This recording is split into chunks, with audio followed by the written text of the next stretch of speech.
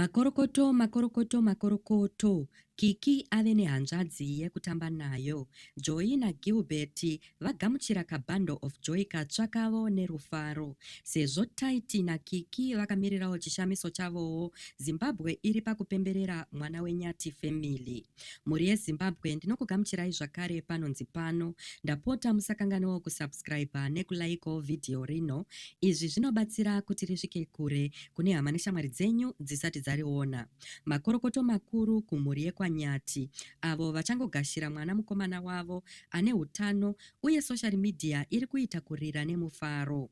Vanhu vane mukurumbira vakaita saMadam Boss naMama V vari pakati pevatanga kutumira mameseji ekukorokotedza.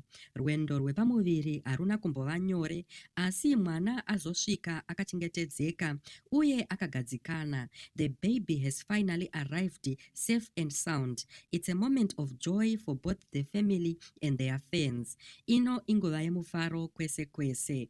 Patiri kupemberera chiitiko ichi, vakawanda vave kumirira nhau dzinotevera kubva kuna Tytie naKiki, avo vari kutarisirawo mwana wavo munguva pfupi iri kutevera. Vatsigiri vari kudurura rudo rwavo uye zvishuviro zvakanaka kuNyathi family pamapuratifomu ose.